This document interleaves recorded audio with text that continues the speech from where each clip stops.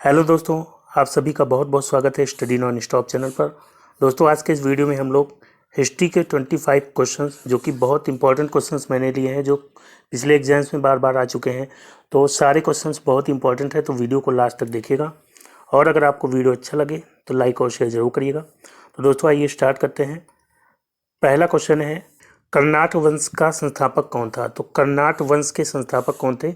तो ये आंसर हो जाएगा ऑप्शन ए, नान्यदेव। नान्यदेव ये कर्नाट वंश के संस्थापक थे और इन्होंने कर्नाट वंश पर 1097 से लेकर के 98 तक जो है इन्होंने राज किया था। और इस कर्नाट वंश को मिथिला का स्वर्ण युग भी कहते हैं। और कर्नाट वंश की राजधानी अगर पूछी जाए तो राजधानी क्या थी इसकी? तो इसकी राजधानी थी सिमरावगढ़। ठीक है, सिमरावगढ़ इसकी राजधानी थी। तो ये भी आप याद रखिएगा। अगला क्वेश्चन है, निम्नलिखित में से कौन त्रिकोणात्मक संघर्ष का हिस्सा नहीं था?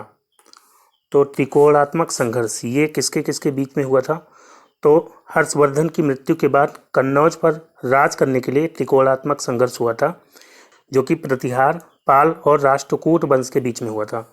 ठीक है, तो इसमें कौन कौन हिस्सा थे? प्रतिहार भी थे और राष्ट्रकूट भी थे और इसके अलावा पाल भी थे। चोल वंश जो है इसका हिस्सा नहीं था। तो यहाँ पे डी ऑप्शन इसका राइट आंसर हो जाएगा।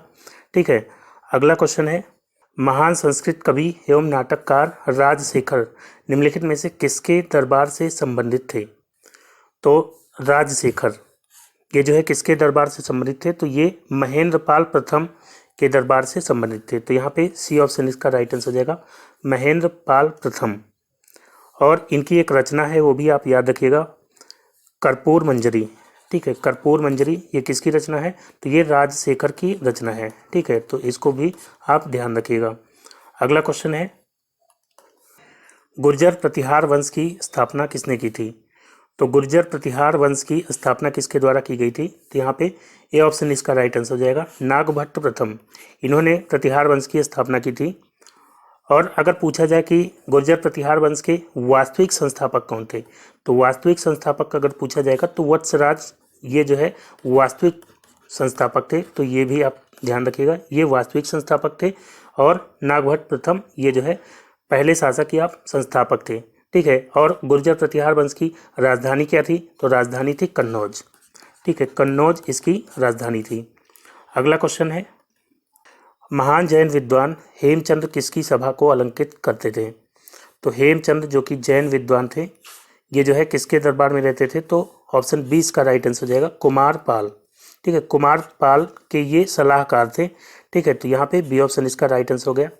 अब अगला क्वेश्चन है, निम्नलिखित में से किसने हिरण्यगर्भ धार्मिक कार्य कराया था? तो हिरण्यगर्भ ये जो है एक यज्ञ था जो कि कराया गया था दंती दुर्ग के द्वारा। ऑप्शन सी यहाँ पे राइट आंसर हो जाएगा, दंती दुर्ग। ये जो है राष्ट्रकूट वंश की स्थापना भी इन्होंने की थी।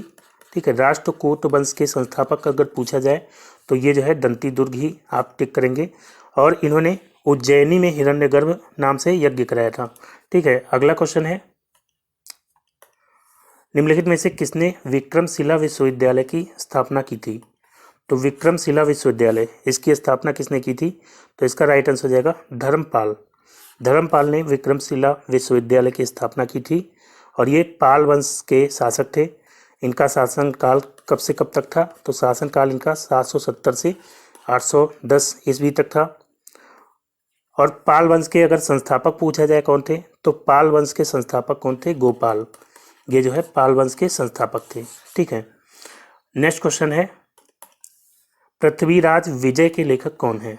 तो पृथ्वीराज विजय के लेखक कौन है? चंद्रवत राय या पृथ्वीराज चौहान या जयानक या नयनचंद सूरी? तो पृथ्वीराज विजय के लेखक हैं जयानक। जयानक ये भी जो है पृथ्वीराज चौहान के कवि थे। ठीक है, पृथ्वीराज चौहान के क्या थे? दरबारी कवि थे। और इन्होंने जो है पृथ्वीराज विजय की रचना की थी। और चंद्रवत राय ने किसकी रचना की थी? तो इन्होंने जो है पृथ्वीराज रासो की रचना की थी। तो ये आप याद रखिएगा, पृथ्वीराज रासो अलग है और पृथ्वीराज विजय अलग है। ठीक है, तो यहाँ पे सी ऑप्शन इसका राइट आंसर हो जाएगा। अगला क्वेश्चन है, निम्नलिखित में से कौन सबसे प्राचीन वाद्य यंत्र है? तो इनमें से सबसे प्राचीन वाद्य यंत्र कौन सा होगा? सितार होगा या वीणा या सरोद या तबला? तो यहाँ पे इसका राइट आंसर हो जाएगा वीणा। वीणा जो है सबसे प्राचीन वाद्य यंत्र माना जाता है। और क्वेश्चन आता है कि मुगल वंश का कौन सा शासक था जो कि वीणा बहुत पसंद करता था। तो मुगल वंश में औरंगजेब, औरंगजेब याद रखिएगा, जो कि वीणा बजाया करता था।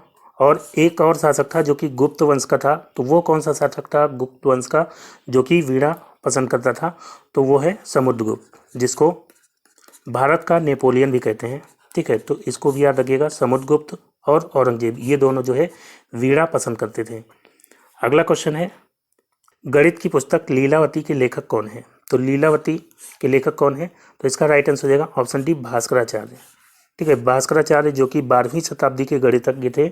इन्होंने सिद्धांत शिरोमणि, जो कि एक गणित से संबंधित पुस्तक थी, इसकी रचना की थी। तो सिद्धांत शिरोमणि का ही एक पार्ट है, इसके 4 भाग है। एक है सिद्धांत शिरोमणि, एक है बीज गणित, और एक है गृह गणित, और एक है गोलाध्याय। तो ये 4 भाग है, उसमें से ही एक भाग है लीलावती। तो लीलावती के लेखक कौन हो जाते हैं? भास्कराचार्य। नेक्स्ट क्वेश्चन है, गीत गोविंद के गीतकार जयदेव किसकी सभा को अलंकृत करते थे? तो जयदेव जो कि गीत गोविंद के गीतकार थे, ये जो है किसकी सभा को अलंकृत करते थे? तो ये जो है लक्ष्मण सेन के राजकवि थे। तो डी ऑप्शन यहाँ पे राइट आंसर हो जाएगा, लक्ष्मण सेन। लक्ष्मण सेन जो कि बंगाल के सेन वंश के शासक थे। ठीक है, तो उनके दरबारी कवि थे ये जयदेव। और सेन वंश का अगर वास्तविक संस्थापक की बात करें, सेन वंश का वास्तविक संस्थापक कौन था? तो सेन वंश के वास्तविक संस्थापक थे विजय सेन। तो ध्यान रखिएगा, विजय सेन जो है ये सेन वंश के वास्तविक संस्थापक थे। अगला क्वेश्चन है, निम्नलिखित में से कौन सी पुस्तक कालिदास द्वारा लिखित नहीं है? तो यहाँ पे दिया गया है ऑप्शन, मालविकाग्निमित्रम, अभिज्ञान शाकुंतलम, कुमार संभवम। तो ये तीनों जो रचनाएं हैं ये कालिदास की रचनाएं हैं। ठीक है, जानकी हरणम ये कालिदास की रचना नहीं है, तो यही इसका राइट आंसर हो जाएगा, जानकी हरणम। नेक्स्ट क्वेश्चन है, कदम राजाओं की राजधानी क्या थी? तो कदम राजाओं की राजधानी क्या थी? तो इसका राइट आंसर हो जाएगा ऑप्शन बी, वनवासी। वनवासी जो है कदम राजाओं की राजधानी थी। कदम राजवंश के संस्थापक कौन थे? तो मयूर शर्मन। मयूर शर्मन जो है कदम राजवंश के संस्थापक थे। ठीक है, नेक्स्ट क्वेश्चन है, चोल साम्राज्य को अंततः किसने समाप्त किया था? तो चोल साम्राज्य को अंततः किसने समाप्त किया था? तो इसका राइट आंसर हो जाएगा मलिक काफूर। मलिक काफूर जो कि अलाउद्दीन खिलजी का सेनापति था। ठीक है, ये अलाउद्दीन खिलजी का सेनापति था, और ये जो है 1000 दिनारी नाम से जो है फेमस था। इसको 1000 दिनारी के नाम से जानते हैं। और इसने अपने दक्षिण विजय के दौरान चोल वंश को समाप्त किया था। चोल वंश जिसके संस्थापक कौन थे? तो चोल वंश की संस्थापना की थी विजयालय ने। और इसके अंतिम शासक कौन थे? तो राजेंद्र तृतीय। और राजेंद्र तृतीय इसके अंतिम शासक थे। और स्थापना किसने की थी? तो स्थापना जो है विजयालय ने की थी। ठीक है, विजयालय ने इसकी स्थापना की थी।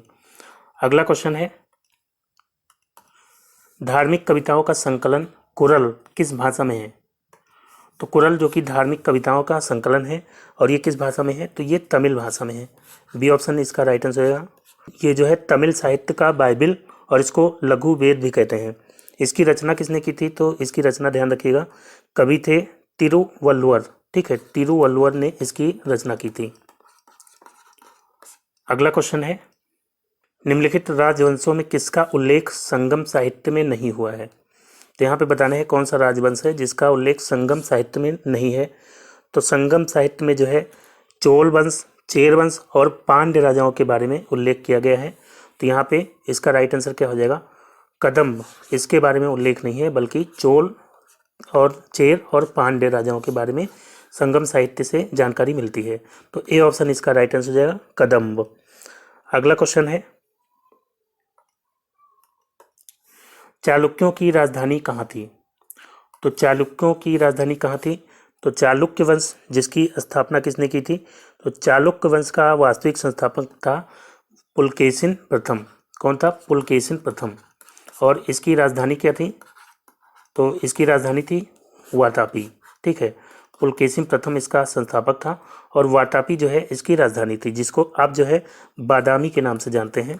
तो इसका बादामी जो है वर्तमान नाम है, और ये कहाँ पे है? तो ये कर्नाटक में है। ठीक है, नेक्स्ट क्वेश्चन है, उस चोल शासक का नाम बताइए जिसने श्रीलंका के उत्तरी भाग पर विजय प्राप्त किया था। तो श्रीलंका के उत्तरी भाग पर विजय किसने प्राप्त किया था? तो ये था राजराज प्रथम। ठीक है, ऑप्शन ए यहाँ पे राइट आंसर होगा। राजराज प्रथम जो कि श्रीलंका पर आक्रमण करता है, श्रीलंका का उत्तरी भाग पर विजय प्राप्त करता है और श्रीलंका को पहले सिंघल नाम से जानते थे, सिंघल और सीलोन, सीलोन नाम से भी जानते हैं और सिंघल नाम से भी जानते हैं।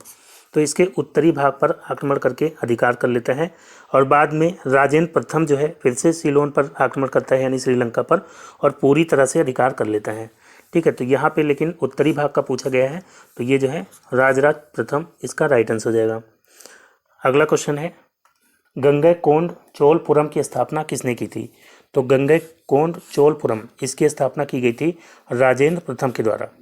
राजेंद्र प्रथम जो कि चोल शासक था, तो इसने जो है पाल शासक महिपाल को हराने के बाद गंगैकोंड की उपाधि धारण की थी और गंगैकोंड चोलपुरम नाम से अपनी नई राजधानी बनाई थी।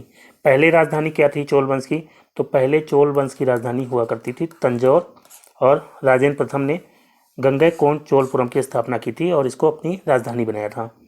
ठीक है, अगला क्वेश्चन है,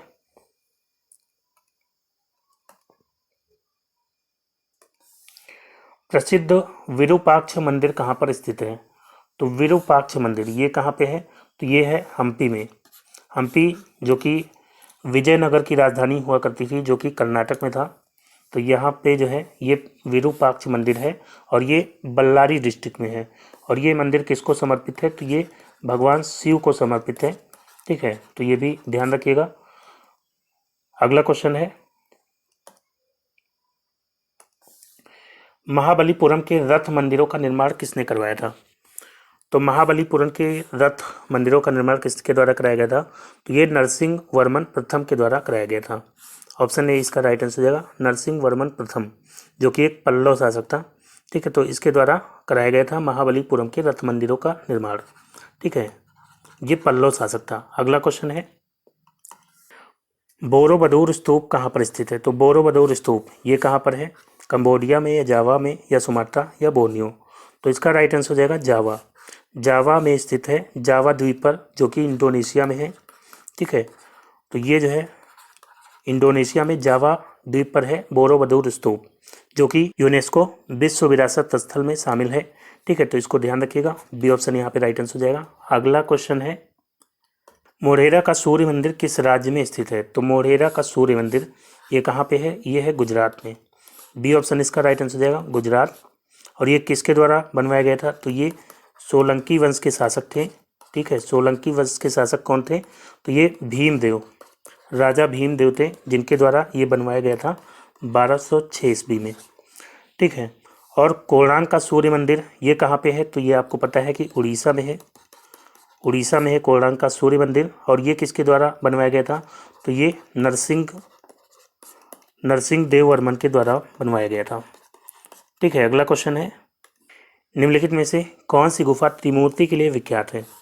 तो इसमें से कौन सी गुफा है जो कि त्रिमूर्ति के लिए विख्यात है? तो इसका राइट आंसर हो जाएगा ऑप्शन सी, एलिफेंटा। तो एलिफेंटा की गुफाएं, इसमें जो है 5 गुफा मंदिर हैं और यहाँ से त्रिमूर्ति शिव की प्रतिमा प्राप्त हुई थी। ठीक है, तो यहाँ पे ये इसका राइट आंसर हो जाएगा एलिफेंटा। और एलिफेंटा के मंदिर जो है किसके द्वारा बनवाए गए थे? तो ये जो है राष्ट्रकूट वंश के शासकों द्वारा बनवाए गए थे। ठीक है, अगला क्वेश्चन है, किस चीनी यात्री ने भीनमाल की यात्रा की थी? तो बताना है इनमें से कौन सा चीनी यात्री था जिसने भीनमाल की यात्रा की थी? तो इसका राइट आंसर हो जाएगा वेनसांग। वेनसांग जो कि हर्षवर्धन के समय में आया था और इसने जो है भीनमाल की यात्रा की थी। इसका जो यात्रा विवरण है उसको क्या कहते हैं? तो इसके यात्रा विवरण को कहते हैं CU की।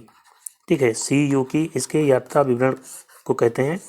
ठीक है, और चीनी यात्री फाहियान किसके काल में आया था ये आप बताइएगा कमेंट में। ठीक है, कमेंट में बताइएगा कि फाहियान किसके काल में आया था।